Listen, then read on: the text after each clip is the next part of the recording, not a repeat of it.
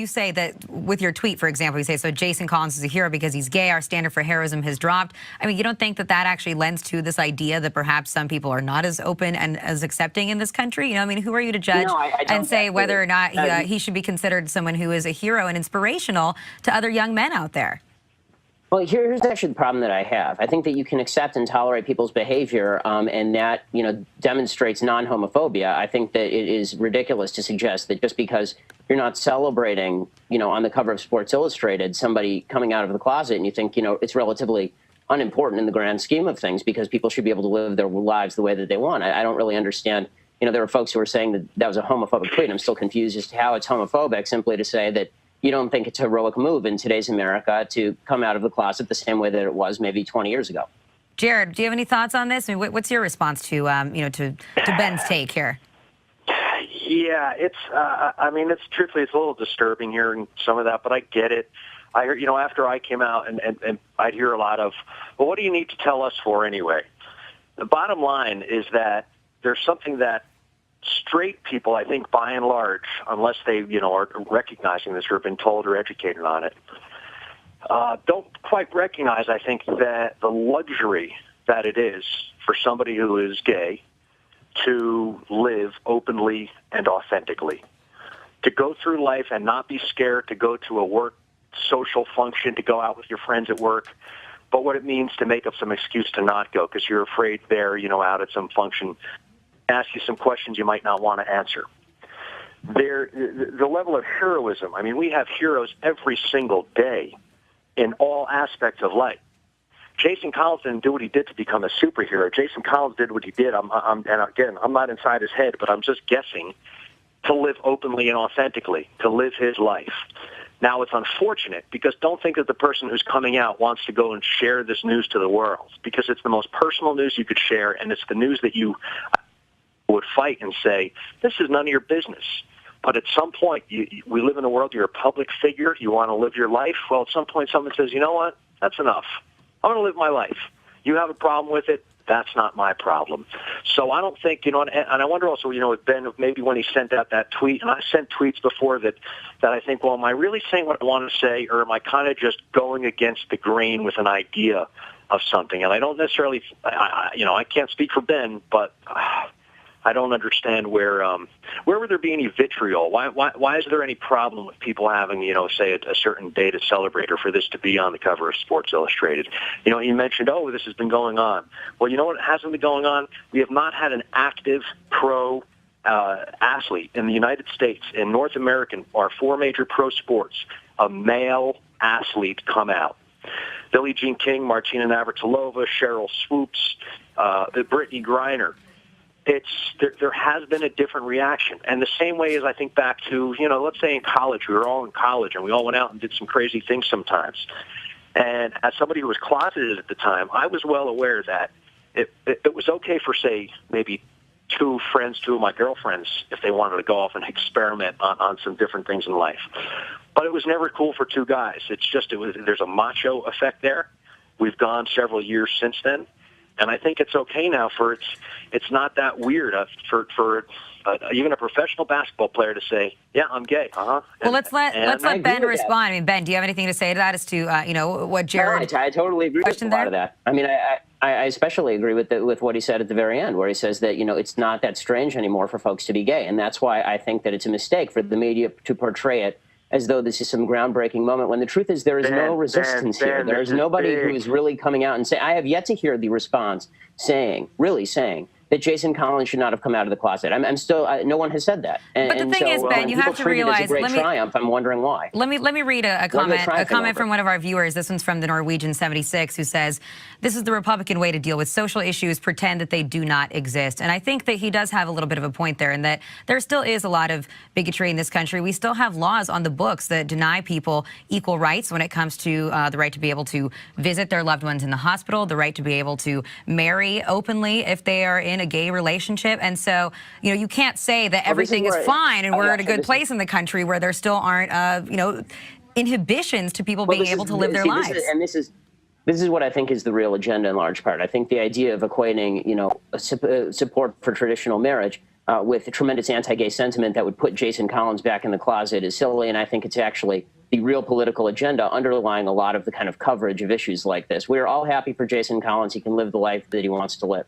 I don't think that it is worthy of saying that America is such a homophobic, nasty place that we have to, treat this as some sort of a grand breakthrough in the American experiment. Hey, Ben, let me ask you something. Do you have kids, Ben? I don't. Ben, you don't. Are you going to have kids one day, maybe? I hope so. Okay. You have a couple kids. You have your son one day, he comes home, and he tells you, hey, listen, I'm the all-star of the baseball team. But, Dad, I need to tell you something else about me. I like boys. I'm attracted to my schoolmates or something. What do you do? Do you maybe think a little bit differently along the line? Hold on. Do you think maybe a little bit differently along the lines of and have compassion for the struggle that one has gone through to keep his mouth shut, almost for others, for the benefit of others? I just don't see how you can't see the heroism Jared, here. I have nothing but compassion for these folks, and I have nothing but compassion for Jason Collins. And I hope he lives the life he wants to live. What I don't think is appropriate is slandering the American people by implication as a bunch of nasty folks who are out to get folks like Jason Collins. I just don't see that in today's America. Who's slandering American folks? I'm saying this is a great day for American people. This is a huge day for Americans. Jared, you just said to me that, people like me, people who are conservative, would not even accept, presumably, their own sons if their sons came home and said they were gay. And I didn't use any word conservative. I'm just hearing this. I'm thinking, I don't get it. Why is there... Let's just say it has nothing to do with being gay. Let's just say it's the story is I like to read the New York Times, and you like to read the New York Post. You read the New York Post, I'll read the New York Times, and let's both enjoy life and move on and not have to say about I don't understand the disagreement. Does. I agree with you. And this is my problem. I think most Americans agree with both of us, and that's why I think that this is overblown.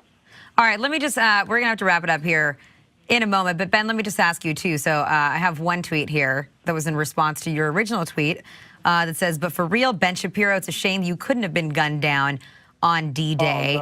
No. Have you gotten a lot of responses like this? Oh, sure. I mean, tolerance, I would prefer to see... Hello, my name is Constantino, and I just graduated high school a week ago, and I'm going to attend Emory University in the fall. And in our English class, we were shown extremely feminist video displaying the Fox News as one of the main news sources that displays, I guess, anti-feminist views. Right, because all the women are attractive. Yeah, exactly, pretty much. So what are your thoughts on, I guess, feminism in general and everything like that? Well, I mean, feminism, the original point of feminism was a good point, which was a lot of men acted like pigs, right? I mean, that's true. The problem is the solution of feminism was, okay, let's have women act like pigs also.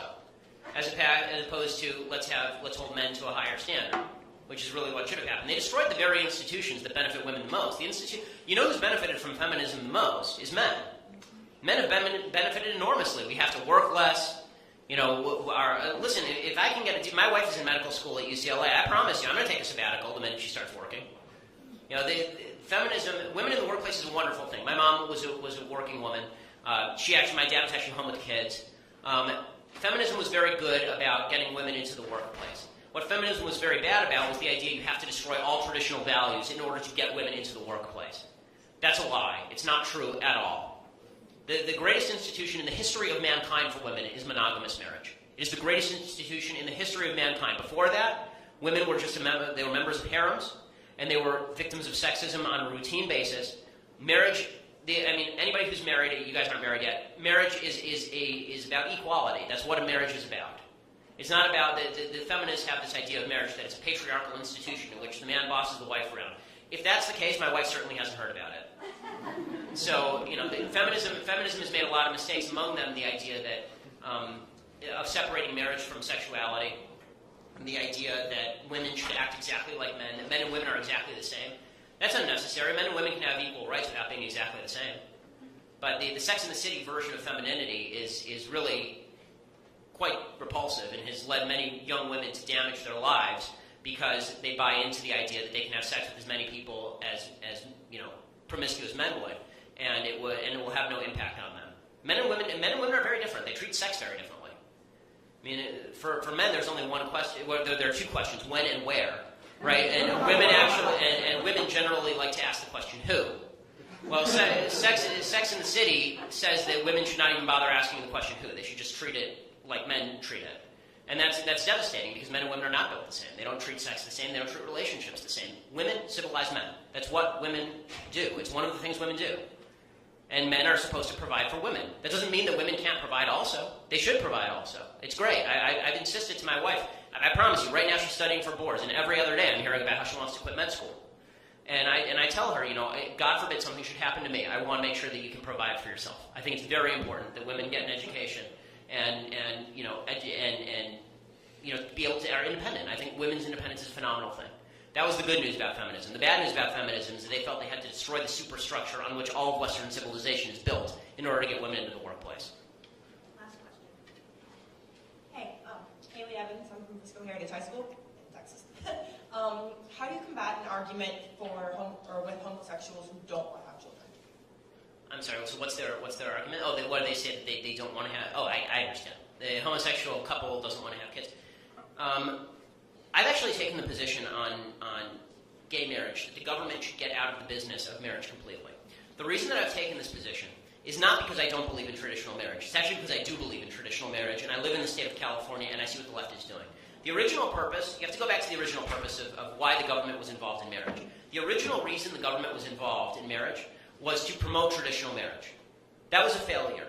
Okay, we now have 75% of kids in the black community being born out of wedlock. We are getting to the point where pretty soon a majority of kids, period, will be born out of wedlock because it's been escalating tremendously in the white community as well. The institution of government-sponsored marriage has basically failed. Nobody I know gets married because they're doing it for the tax benefits. In fact, you get hit worse on taxes if you're married. There's a marriage penalty. What the left is doing now with same-sex marriage is not about two dudes living together or two ladies living together and living the life that they want to, or even having contractual relationships that allow them to do exactly what they want. We have civil unions in California. You can make a contract. I can make a contract with anybody in this room to visit me on my deathbed, although I doubt you'd want to do that. You can do any of that stuff. There's nothing preventing that. What the same-sex marriage agenda is about is disestablishing any sort of religion in the country. That is really what is at the root of this. And the proof is in the pudding. California state legislature right now is going to use same-sex marriage as a lever in order to take away nonprofit status from every religious youth group in the state. There's a bill working its way through the California legislature right now that would remove nonprofit status from any youth organization that discriminates on the basis of sexual orientation or religion or even gender. So if my synagogue decides that it doesn't want an evangelical Christian coming in and proselytizing, we can have our nonprofit status revoked, and vice versa. If your church decides they don't want an Orthodox Jew and they're talking about Jesus, you can have your nonprofit status revoked. That is the goal here. The left's goal here is not tolerance. It's not acceptance. The left's goal here is destruction of traditional social institutions. That's the reason why gay marriage matters. Now, the reason I say that we ought to disestablish it is because once gay marriage is established in the state of California, and gang, it's coming. Whether it comes to referendum or whether it comes by Supreme Court decision, we're going to come pretty quickly to the point in this country where the government is signing off on gay marriages and elevating them to the same level as heterosexual marriages. The next step is exactly what I'm talking about, revoking nonprofit status for churches that refuse to provide gay marriages, revoking nonprofit status for Catholic charities that refuse to allow gay couples to adopt. That already happened in Massachusetts. In Massachusetts, the Catholic Church no longer handles adoptions because the Catholic Church was not willing, according to its moral scruples, to hand over a kid to a non-married heterosexual couple. And so they've had to get out of the business because their nonprofit status was going to be revoked. Did that serve any of the kids? Absolutely not. So this is why the issue matters. And I feel horrible for people who are caught up in the situation where they're gay and they feel like they can't get married and they feel discriminated against. But this is not a privacy issue. Remember we talked about spotting philosophical inconsistencies? This is not a privacy issue. The whole premise of gay marriage is that what I do, well, really the whole premise of the homosexual rights movement is what I do behind closed doors shouldn't matter to you. And we all sort of agree with that, right? Instinctively, we all agree. What I do behind... How is it behind closed doors when the state's approving of what you do? Now we're talking public policy. It's actually a very dangerous position for the gay community to take, because now it does matter what I think of you. The beauty of America is you can do what you want behind closed doors as long as you're not hurting anyone else. You don't have to care what I think. I can think what you're doing is sinful and wrong and stupid and all those things. You don't have to care. But once you start forcing me to care because you're coming after my synagogue, then I'm going to start caring. And that's a very dangerous position. It's not good for, honestly, it's not good for gay rights activists, because when the backlash comes, it's going to be pretty strong, and it may be stronger than they're expecting. And that will not be good for a lot of people.